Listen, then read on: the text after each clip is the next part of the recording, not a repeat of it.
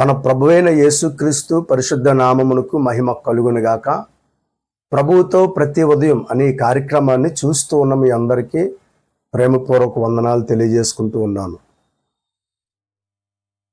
దేవుడు మనందరికీ ఈ దినమంతా తోడయుండి ప్రతి అవసరత ఆయన పరిశుద్ధ నామములో తీర్చునుగాక. Praise the lord. దేవుని వాక్యాన్ని ధ్యానం చేద్దాం. ఈరోజు మనకు ధ్యానాంశం, భూమి మీద ఎవరు ధన్యులు, ఎవరు ధన్యులుగా ఉంటారు? దేవునికి స్తోత్రం కలుగునుగాక.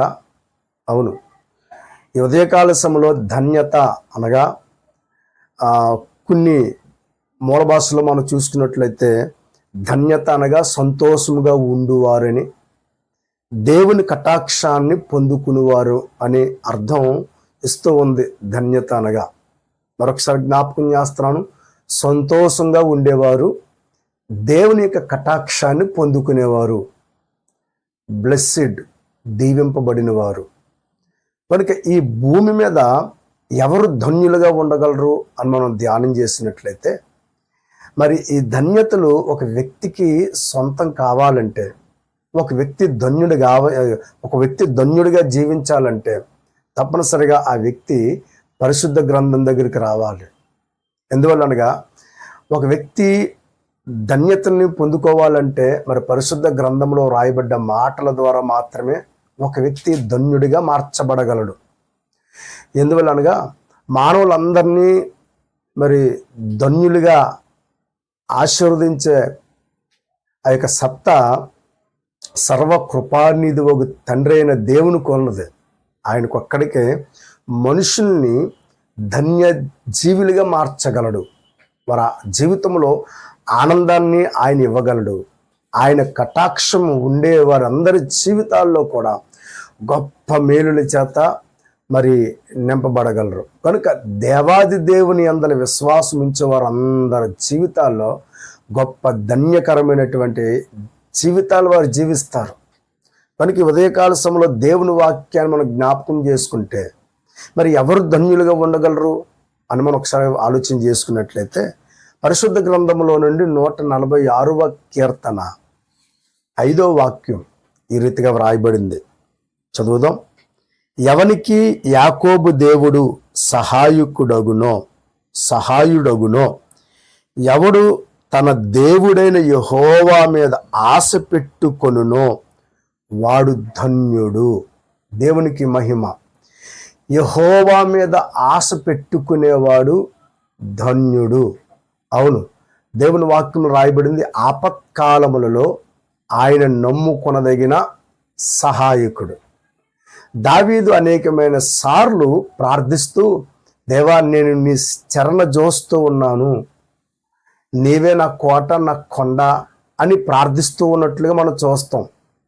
దేవుని బిడ్డలారా, ఈ ఉదయకాల సమయంలో మరి ఒక వ్యక్తి ఆశీర్వదించబడాలంటే, ఒక వ్యక్తి ఆనందంగా ఉండగలిగి ఉండాలంటే, ఒక వ్యక్తి మీద దేవుని కటాక్షం ఉండాలంటే తప్పనిసరిగా ఆ వ్యక్తి దేవుడు నా జీవితంలో అధికమైనటువంటి మేలులు చేయడానికి ఆయన సమర్థుడై ఉన్నాడు అని సంపూర్ణంగా దేవుని మీద విశ్వాసం ఉంచినట్లయితే ఆ వ్యక్తి జీవితంలో దేవుడు గొప్ప కార్యాలు చేస్తాడు. అందుకనే ఇక్కడ కీర్తనకారుడు రాస్తున్నాడు, ఎవరికి యాకోబు దేవుడు సహాయుడగునో. అవును, ఆయన సహాయం చేసే దేవుడు, ఆయన కృప చూపించే దేవుడు, ఆయన బలపరిచే దేవుడు. ఎవరికి ఆయన సహాయం చేస్తారు? ఎవరైతే దేవుని మీద ఆశ పెట్టుకుంటారో, ఆశ కలిగిన ప్రాణమును తృప్తిపరిచే దేవుడు. కనుక ఆశ కలిగిన వారందరినీ ఆయన మా జీవితంలో మేలులు చేస్తాడు, మమ్మల్ని మర్చిపోడు, మా ఎడలో కృప చూపిస్తాడు, మమ్మల్ని విడిచిపెట్టేవాడు కాదు, మా జీవితంలో తప్పనిసరిగా ఆయన మేలుల చేత మమ్మల్ని నింపుతాడు అని దేవుని మీద ఎవరైతే ఆశ పెట్టుకుంటారో వారందరి ఆశలన్నీ కూడా ఆయన సఫలపరుస్తాడు. దేవునికి స్తోత్రం. కనుక అలాంటి వ్యక్తుల యొక్క జీవితంలో ధన్యతను చూస్తాం. వారు సంతోషంగా ఉండగలరు, దేవుని కటాక్షాన్ని పొందుకొనగలరు. కనుక ఈ ఉదయకాల సమయంలో ఈ కార్యక్రమాన్ని చూస్తున్న దేవుని బిడ్డ, భూమి మీద నువ్వు ధన్యుడిగా జీవించాలంటే దేవుని మీద ఆశ పెట్టుకో. వాక్యం రాయబడింది, రాజులను నమ్ముట కంటే యెహోవాను ఆశ్రయించుట మేలు అని. ఏమండి, అలాగే మనుషులు నమ్ముట కంటే యెహోవాని ఆశ్రయించుట మేలు అని రాయబడింది కదా.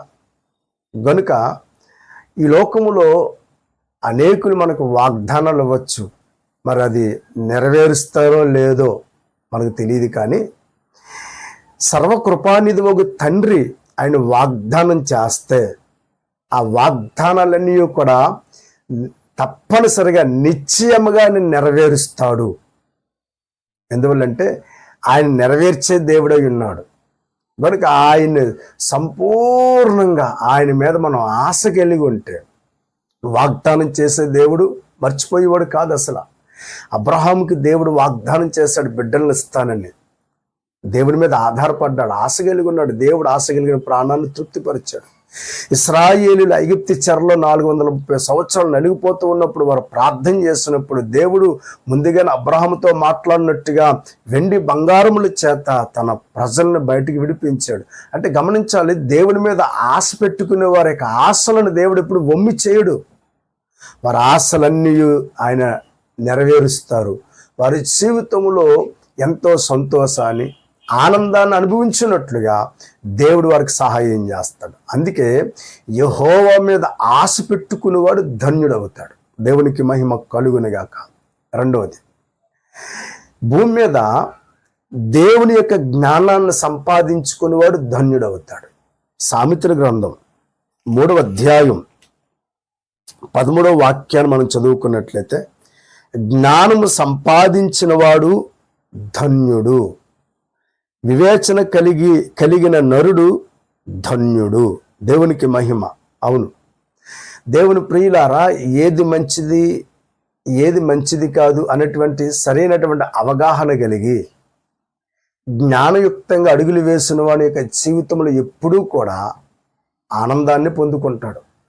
ఏమండి, అజ్ఞానంతో అడుగులు వేసేవాడి జీవితంలో అవమానాలు, ఇబ్బందులు, శ్రమలు, సమస్యలు ఎదురవుతాయి.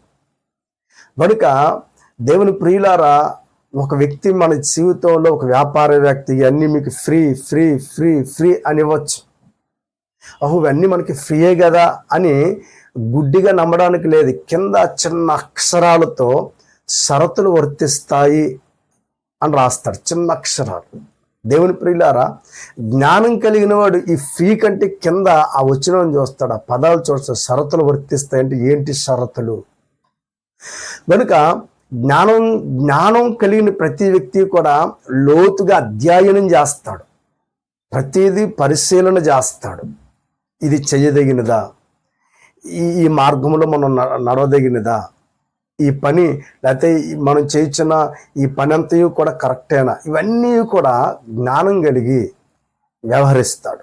కనుక అలా జ్ఞానం కలిగిన వాడు ధన్యుడిగా ఉంటాడు. ఎందువల్లంటే వాడి జీవితం ఎప్పుడూ కూడా ఇబ్బందుల వలయాలలో చిక్కుకోలేడు కదా. కనుక మరొకసారి చెప్తున్నాను, ధన్యులు అనగా సంతోషంగా ఉండువారు. కనుక జ్ఞానం కలిగి అడుగులు వేసేవాడు ఎప్పుడు కూడా ఎలా ఉంటాడంటే సంతోషంగా ఉంటాడు. గుడ్డిగా దేన్ని నమ్మడు కదా, మరి గుడ్డిగా ముందుకు వెళ్ళిపోడు కదా. కనుక ఈ ఉదయకాల సమయంలో మరి జ్ఞానమునిచ్చేవాడు యెహోవాయే అని పరిశుద్ధ గ్రంథం సెలవిస్తూ ఉంది. కనుక ఎవరికైనా జ్ఞానం కొదువుగా ఉంటే ప్రార్థన చేస్తానే జ్ఞానం ఇస్తాడని యాకోబు పత్రికలో రాయబడింది. కనుక దేవుని జ్ఞానాన్ని పొందుకునేవారు ధన్యుడిగా ఉంటారు. కింద రాయబడింది, వివేచన కలిగిన నరుడు ధన్యుడు.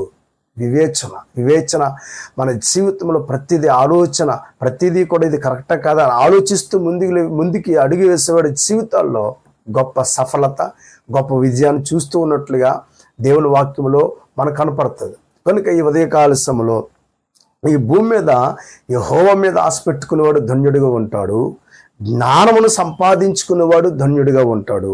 మూడవదిగా 28వ సామెతల గ్రంథం 28వ అధ్యాయం మనం జ్ఞాపకం చేసుకున్నట్లయితే అక్కడ చూడండి 14వ వాక్యం. నిత్యము భయము కలిగి ప్రవర్తించువాడు ధన్యుడు, హృదయమును కఠినపరుచుకున్నవాడు కీడులో పడును. నిత్యము భయము కలిగి ప్రవర్తించువాడు ధన్యుడు. అవును, ఈ ఉదయకాల సమయంలో దేవుని ప్రియులారా, మానవునికి జీవితంలో దైవ భయం ఉండాలి. బిడ్డల జీవితంలో తల్లిదండ్రుల భయం ఉండాలి. విద్యార్థుల జీవితంలో ఉపాధ్యాయుని భయం ఉండాలి. ఏమండి, ఇలా పనివాని జీవితంలో యజమానుడు కూర్చున్నటువంటి భయం ఉండాలి. అంటే మానవునికి జీవితంలో తప్పనిసరిగా పై అధికారులు కావచ్చు, పైనున్న వారికి మనం భయపడడం వల్ల మన జీవితాలు సేఫ్టీగా ఉంటాయి. రెండవదిగా ఇక్కడ రాయబడుతున్న మాట దేవుని భయం. కనుక ప్రతి ఒక్క వ్యక్తి ఇక్కడ నిత్యము భయము కలిగి ప్రవర్తించాలి. ఎవరికి? దేవునికి భయపడాలి. భయభక్తులు కలిగి ఉండడం. ఇది చెయ్యొచ్చా, చేయకూడదా, ఈ మార్గంలో నడవచ్చా, నడవకూడదా. ప్రతి ఒక్క వ్యక్తి జీవితంలో దైవ భయాన్ని కలిగి ఉండాలి. భయభక్తులు లేకపోవడం వల్ల దేవునికి ఆశీర్వాదాలు పొందుకోలేం. పరిశుద్ధ గ్రంథములో ఐగుప్తి రాజు ఫరో ఉన్నాడు. ఫరో తన హృదయాన్ని కఠినపరుచుకున్నాడు గనుక ఎర్ర సముద్రములో తన యొక్క సైన్యం అంతయు కూడా నాశనమైపోయినట్లుగా చూస్తున్నాం. కనుక ఏమాత్రము కూడా దేవుని భయం లేనివాడుగా ఉన్నాడు. కనుక ఈ ఉదయకాల సమయంలో దేవుని బిడ్డలారా, ఈ వాక్యాన్ని వింటున్న మన ఆధ్యాత్మికమైనటువంటి జీవితంలో దేవునికి భయపడే వారంగా మనం ఉండాలి. అందుకనే నిత్యము భయము కలిగి ప్రవర్తించువాడు, అమ్మో దేవుడు ఉన్నాడు, దేవుడు చూస్తున్నాడు, ఈ పనులు మంచి అన్నట్టుగా దినదినము కూడా మనం భయపడుతూ ముందుకు వెళ్తూ ఉన్నప్పుడు సంతోషం, సమాధానం మన జీవితంలో మనం చూస్తాం. అవ్వ ఆదాముల యొక్క జీవితంలో వారు ఎప్పుడైతే అపవాద ఫలాన్ని చూపించారో వారు దేవుణ్ణి మర్చిపోయారు. తినకూడదని ప్రభు చెప్పిన మాటను వారు లెక్క చేయకుండా ఫలంత వరకు దేవుని మాట విని దేవునికి లోబడినంత వరకు కూడా ఎంతో హ్యాపీగా ఉన్నారు. ఎప్పుడైతే మరి దేవుని మాటని అతిక్రమించారో, దేవుడు ఉన్నాడు, దేవుడు చూస్తున్నాడు అన్న విషయాన్ని ఎప్పుడైతే అతిక్రమించారో వారి జీవితంలో భయంకరమైనటువంటి శ్రమలు వచ్చినట్లుగా దేవుని వాక్యంలో చూస్తున్నాం. హెబ్రీలకు రాసినటువంటి పత్రిక 4వ అధ్యాయం 1వ వాక్యం మనం ఒకసారి చదువుకున్నట్లయితే చక్కగా ఒక అద్భుతమైన మాట రాయబడింది. అదేంటంటే, ఆయన యొక్క విశ్రాంతిలో ప్రవేశించదమను వాగ్దానము ఇంకా నిలిచి ఉండగా మీలో ఎవడైనను ఒకవేళ ఆ వాగ్దానము పొందకుండా తప్పిపోవునేమో అని భయము కలిగి ఉందము. దేవుడు మనందరికీ వాగ్దానాలు ఇచ్చారు. వాగ్దానాలన్నీ కూడా మన జీవితంలో నెరవేరబడినట్లుగా ఎవరికి భయపడాలంటే దేవునికి భయపడి మనం ముందుకు సాగిపోవాలి. కనుక అక్కడ రాయబడుతున్నటువంటి మాటలు ఒకసారి జ్ఞాపకం చేసుకున్నట్లయితే, కనుక వాగ్దానము పొందకుండా తప్పిపోకున్నట్లుగా దేవుని పిల్లలంగా మనం ఏం చేయాలంటే భయం కలిగి ప్రవర్తించాలి. అప్పుడు మన ఆధ్యాత్మికమైనటువంటి జీవితంలో సంతోషదాయకంగా మనం నడిపించబడతాం. కనుక నిత్యము భయము కలిగి ప్రవర్తించేవాడు ఏమండి ధన్యుడు. బిడ్డలు తల్లిదండ్రులకు భయపడాలి. కనుక ఈ ఉదయకాల సమయంలో ప్రతి ఒక్క విశ్వాసి తండ్రి అయిన దేవునికి భయపడాలి, ఆయనకు లోబడాలి. అప్పుడు మన ఆధ్యాత్మికమైనటువంటి జీవితంలో మనకు కావలసినవన్నీ కూడా దేవుడు మనకు అనుగ్రహిస్తాడు. ఈ లోకంలో భయం లేక భయంకరమైనటువంటి అలవాట్లకు లోనైపోయి భయంకరమైనటువంటి శ్రమల వలయాలలో చిక్కుకొని జీవితాన్ని పాడు చేసుకునే వాళ్ళు అనేకులు మనం చూస్తున్నాం. గల కారణం ఎవరి భయం లేకుండా ఉన్నారు కనుక. దేవుని భయం ఉండదు, మనుషుల భయం ఉండదు, నాయకుల భయం ఉండదు, అధికారుల భయం ఉండదు. కనుక దేవుని వాక్యం మనకు బోధిస్తూ ఉన్నదేనంటే భయభక్తులు కలిగి ఉండాలి. దేవునికి స్తోత్రం కలుగును గాక. కనుక దేవునికి వ్యతిరేకమైనటువంటి విషయాల్లో మనం సాగిపోకుండా దైవ భయం కలిగి దేవునికి అనుకూలకరమైనటువంటి మార్గంలో మనం నడిపించబడుతున్నప్పుడు మన జీవితాలు ఎప్పుడూ మేలుకరంగా ఉంటాయి. దేవునికి స్తోత్రం కలుగును గాక. కనుక ఈ ఉదయకాల సమయంలో యెహోవా మీద ఆశ పెట్టుకునేవాడు ధన్యుడవుతాడు, జ్ఞానమును సంపాదించుకునేవాడు ధన్యుడవుతాడు, నిత్యము భయము కలిగి ప్రవర్తించేవాడు ధన్యుడవుతాడు.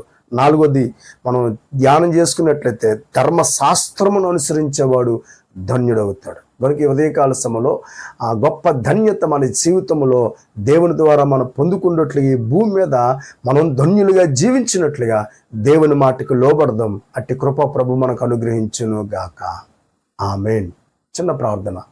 కృప కలిగిన దేవ, ఎందరైతే ఈ యొక్క మాటలు విన్నారో వారి జీవితంలో అయ్యా గొప్ప ధన్యులుగా వారు మార్చబడినట్లుగా వారు నిన్ను పోలి నడుచుకునే కృప ప్రతి ఒక్కరికి అనుగ్రహించండి. యేసు నామమున అడుగుచున్నాను తండ్రి. ఆమేన్. God bless you.